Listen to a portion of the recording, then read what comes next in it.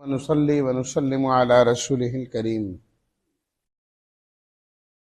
أما بعد فأعوذ بالله من الشيطان الرجيم بسم الله الرحمن الرحيم شهر رمضان الذي أنزل فيه القرآن هدى للناس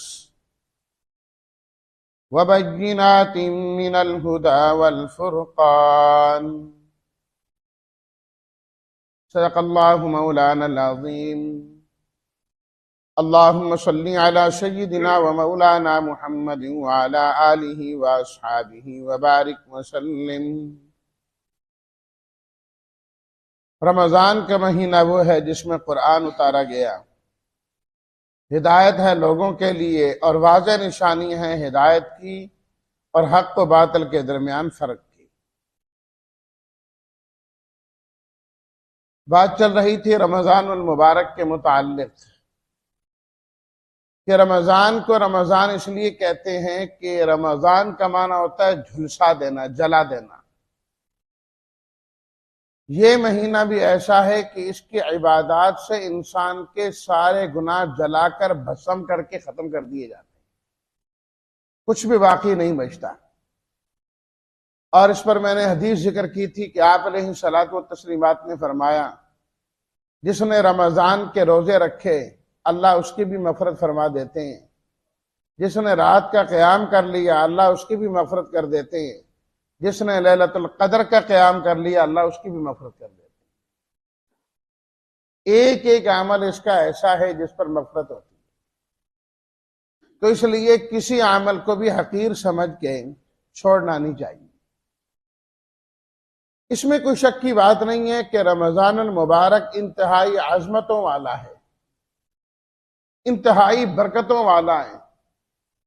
اس کی شان کے تو کیا ہی کہنے ہیں، جیسا کہ نبی کریم صلی اللہ علیہ وسلم کا اپنا ارشاد مبارک ہے کہ اگر میری امت کو معلوم ہو جائے کہ اللہ نے اس رمضان میں کیا کچھ رکھا ہے تو وہ تمنا کرے کہ کاش پورا سال ہی رمضان چلتا رہے، یہ رمضان ختم ہو ہی نہ۔ اگر ان کو اہمیت معلوم ہو جائے کہ اس رمضان میں ہے کیا،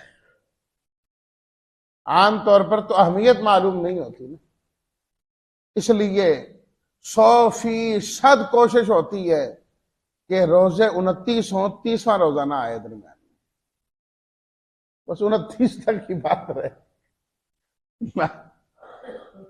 تو فرمایا کہ اگر معلوم ہو جائے نا کہ اللہ تعالیٰ نے اس میں رکھا کیا ہے، پھر نہیں بندہ یہ تمنا کرے گا کہ ختم ہو، تمنا پورا سال۔ اور فرمایا نبی کریم صلی اللہ علیہ وسلم نے کہ جو رمضان ہے، روزہ ہیں، جنتن، یہ ڈھال بھی ہے، وحصن حسین من النار، اور آگ سے حفاظت کا مضبوط قلعہ بھی ہے۔ روزہ بندے کو جہنم میں جانے نہیں دے گا، رکاوٹ بن کے کھڑا ہو جائے، رکاوٹ بن کے کھڑا ہو، سفارش کرے گا اور اس کو جنت میں پہنچا کر ہی چھوڑے گا۔ نبی کریم صلی اللہ علیہ وسلم نے خود فرمایا کہ قیامت کے دن رمضان اور قرآن دونوں سفارش کریں گے، دونوں سفارش کریں گے، اور یہ بھی فرمایا اللہ دونوں کی سفارش کو قبول بھی فرمائیں گے، قبول بھی فرمائیں گے۔ تو اتنی عظمت اس مہینے کی، لیکن اس کی عظمت کی اصل وجہ کیا ہے؟ اس کی عظمت کی اصل وجہ کیا ہے کہ اللہ نے اس کو اتنی عظمت کیوں عطا کی ہے؟ اس کی وجہ کیا ہے؟ اللہ تعالیٰ نے اس کا ذکر اس آیت میں جو درس میں چل رہی ہے 185 نمبر آیت، اس کے پہلے جملے میں فرمایا الذی انزل فیہ القرآن رمضان کی فضیلت کا اصل سبب یہ ہے اللہ نے اس مہینے میں قرآن کو اتارا ہے، یہ وجہ، یہ نزول قرآن کا مہینہ ہے، نزول قرآن کا مہینہ ہے، اور قرآن ایک ایسی چیز ہے، ایک ایسی چیز ہے کہ اس کے ساتھ جس کی نسبت ہو جائے اور اس کی نسبت جس کے ساتھ ہو جائے وہ چیز باقی تمام سے اعلیٰ اور افضل ہو جاتی ہے، اس قرآن کی نسبت کی وجہ سے۔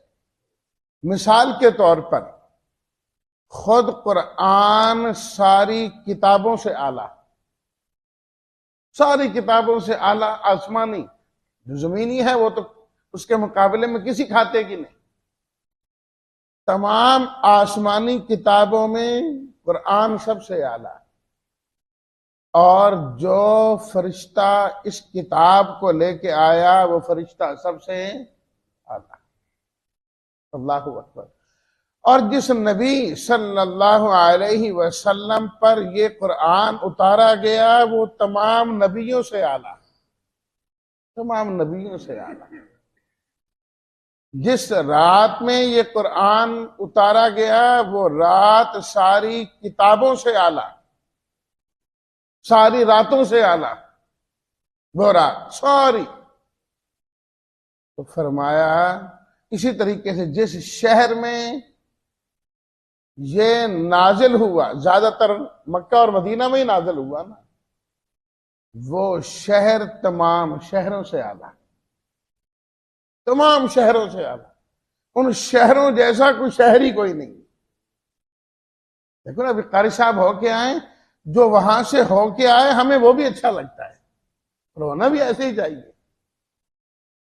تو آپ خود سوچیں ان شہروں کی کیا عظمت ہوگی، شہروں کی کیا عظمت ہے۔ تو فرمایا جب ساری چیزیں اعلیٰ ہیں تو پھر جس مہینے میں نازل ہوا وہ مہینہ بھی تو اعلیٰ بنے گا نا، وہ مہینہ بھی تو اعلیٰ بنے گا نا۔ اس لیے فرمایا شہر رمضان الذی انزل فیہ القرآن، کہ رمضان کی فضیلت کا اصل سبب کیا ہے؟ اللہ نے اس میں قرآن نازل کیا، قرآن نازل کیا۔ اور میں یہاں یہ بھی عرض کرتا چلوں، جب اس طرح ساری چیزیں اعلیٰ ہیں تو اللہ جس بندے کو یہ کتاب عطا فرما دے، جس کو یہ کتاب مل جائے، وہ بندہ باقی بندوں سے بھی اعلیٰ ہو جاتا ہے، باقیوں سے بہترین ہو جاتا ہے۔ اور آپ علیہ الصلوۃ والتسلیمات کا مشہور ارشاد ہے، مشہور حضرت عثمان بن عفان رضی اللہ تعالیٰ عنہ کی روایت ہے، جو خدمی جامع القرآن تھے حضرت عثمان رضی اللہ تعالیٰ، اور قرآن کی تلاوت کرتے ہوئے ہی ان کی شہادت ہوئی ہے، خود بھی عاشق قرآن۔ انہوں نے آپ علیہ الصلوۃ والتسلیمات سے یہ سنا، آپ نے فرمایا خیرکم من تعلم القرآن وعلمہ، فرمایا تم سب بہترین ہو، یہ امت ہی بہترین ہے، لیکن فرمایا تم میں سے وہ سب سے بہترین ہے جو قرآن سیکھتا اور سکھاتا رہتا ہے، وہ تم سب میں سے بہترین ہے۔ غالباً ایک موقع میں نے ذکر کی کہ اللہ تعالیٰ نے قرآن مجید میں فرمایا کنتم خیر امت، تم سب سے بہترین امت، اخرجت للناس، سب کو نفع پہنچاتے ہو، امر بالمعروف کرتے ہو، نہی عن المنکر کرتے ہو، یہ قرآن نے۔ اگر آپ علیہ الصلوۃ والتسلیمات نے فرمایا میری جتنی امت ہے، اول دیکھیں اس آیت سے تو کیا معلوم ہو ساری امت جو یہ کام کرے وہ اعلیٰ ہے، لیکن آپ علیہ الصلوۃ والتسلیمات نے فرمایا اس ساری امت میں سے کون اعلیٰ؟ خیر القرون قرنی، فرمایا جو میرا زمانہ ہے وہ سب سے اعلیٰ ہے، جو امتی میرے اس زمانے میں ہیں، جو مجھے دیکھ رہے ہیں، فرمایا یہ سب سے اعلیٰ ہے۔ تیسری چیز آپ نے پھر انہی سے فرمایا تم سب سے اعلیٰ تو ہو گئے، لیکن خیرکم من تعلم القرآن وعلمہ، میری نظر میں پھر تم میں سے بھی وہ بہترین ہے جو قرآن سیکھتا اور سکھاتا رہتا۔ قرآن کی خدمت کرنے والا بہترین امت کے بہترین زمانے کا بہترین شخص ہے۔ ساری امت بہترین، پہلا زمانہ بہترین، اس بہترین میں سے بھی بہترین ہے قرآن میں، کیونکہ وہ قرآن کے ساتھ ہے۔ اللہ اکبر۔ پچھلے دنوں میں ہم نے وہ غزوہ بدر کی بات پڑھی۔ غزوہ بدر کے بعد غزوہ احد ہوا۔ جب غزوہ احد کے اندر 70 کے قریب مسلمان شہید ہو گئے، حضرت امیر حمزہ رضی اللہ تعالیٰ عنہ بھی، حضرت مصعب بن عمیر رضی اللہ تعالیٰ عنہ بھی گئے۔ آپ علیہ الصلوۃ والتسلیمات نے، کیونکہ وہ موقع ایسا تھا، اتنے شہید ہو گئے، اس کے علاوہ زخمی بھی تھے، تو ہر ایک کے لیے الگ الگ قبر بنانا ذرا مشکل ہو گیا۔ ایسے حالات میں مشکل ہوتا ہے، اللہ نہ کرے زلزلہ آ گیا، کوئی اور حادثہ ہو گیا، تو اس موقع پر کیا ہے، قبر بڑی کھود کے کئیوں کو اکٹھا دفن کر دیا جاتا ہے۔ عام حالات میں نہیں کرنا چاہیے، ہر ایک کو الگ الگ، لیکن کوئی حادثہ یا کوئی واقعہ پیش آ جائے تو اس صورت میں اس کی گنجائش ہوتی ہے۔ تو آپ علیہ الصلوۃ والتسلیمات نے بھی ایک قبر میں ایک سے زیادہ کو دفن کیا۔ تو جب تدفین کے لیے لایا جاتا تھا، 2 بندے آگے، 3 بندے آگے لایا جاتا، تو آپ علیہ الصلوۃ والتسلیمات جس طرح دیکھتے تھے اور فرماتے کہ ان میں سے قرآن کس کو زیادہ آتا تھا، کس کو قرآن زیادہ آتا ہے، جس کی طرف کوئی اشارہ کر دیتا جی میرے نزدیک اس کو قرآن زیادہ آتا تھا، آپ علیہ الصلوۃ والتسلیمات فرماتے کہ اس کو قبلے کی طرف رکھو، جو زیادہ قرآن والا نا اس کو پہلے رکھو، اور جس کو اس سے ذرا قرآن کم آتا ہے نا اس کو پیچھے رکھو، تاکہ قرآن والا دوسرے کا امام بن جائے، وہ اس کا پیشوا آگے یہ ہو، قرآن والا آگے ہونا چاہیے۔ دیکھو نا، ہر ملک کا ایک سکہ ہوتا ہے جو وہاں رائج ہے۔ آپ کے پاس یہاں پیسہ ہے، خوب چلتا ہے، لیکن آپ یہاں سے جہاز پہ بیٹھ کے دوسرے ملک جائیں، اس کو یہ پیسہ دیں، وہ نہیں لیتا۔ اس سکے کو کیا کرنا پڑتا ہے؟ تبدیل کرانا پڑتا ہے۔ جو رائج الوقت سکہ ہوتا ہے، جب اس میں بدلیں گے تو چلے گا۔ آخرت کا جو رائج الوقت سکہ ہے وہ نیک اعمال ہیں اور اللہ کا قرآن ہے، ہاں وہ چلتا ہے سکہ، یہ والا سکہ نہیں چلتا ادھر جو ہے نا قرآن والا سکہ چلے گا۔ دین اسلام نے جو ایمان، اخلاق، آداب، جو معاملات اور جو عبادات سکھائی ہیں، یہ سکے وہاں پر چلیں گے، اس سے کام بنے گا وہاں پر، تو اس لیے وہ بھی سب سے اعلیٰ ہے۔ تو معلوم ہوا کہ رمضان اور جو قرآن ہے نا، ان کا آپس میں جوڑ ہے، یہ بالکل جڑے ہوئے ہیں، آپس میں لازم ملزوم ہے۔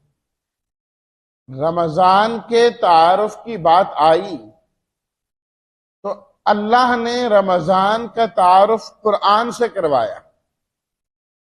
شہر رمضان الذی انزل فیہ القرآن، رمضان کا مہینہ وہ جس میں قرآن نازل ہوا۔ پھر جب بات آئی قرآن کی، قرآن کیا ہے؟ اللہ نے فرمایا انا انزلناہ، قرآن وہ ہے، پکی بات ہے، اس کو ہم نے نازل کیا فی لیلۃ القدر، لیلۃ القدر میں نازل کیا، جو رمضان کی ایک رات ہے۔ تو رمضان کا تعارف قرآن سے اور قرآن کا تعارف لیلۃ القدر جو رمضان ہے اس سے اللہ نے کرایا۔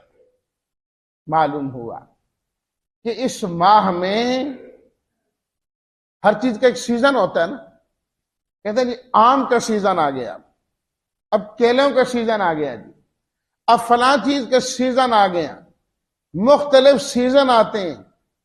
رمضان یہ اللہ کے قرآن کا سیزن ہے، اللہ کے قرآن کا سیزن ہے، اس میں قرآن ہی قرآن ہونا چاہیے۔ دیکھیں اللہ تعالیٰ نے آپ علیہ الصلوۃ والتسلیمات کی سنت سے جس طرح میں نے کل بات کی تھی، کیا ہوتا ہے؟ رات کو قرآن مجید کی تلاوت کی جاتی تراویح میں۔ یہ تو ہم کمزور ہیں نا، ہمارے ہاں کیا ہے، ایک ہی قرآن مجید ہوتا ہے، ورنہ آج بھی ایسے لوگ ہیں تین تین قرآن مجید وہ تراویح کے اندر سنتے، پہلا اشرا الگ، دوسرا الگ، تیسرا الگ، الگ الگ قرآن ہے۔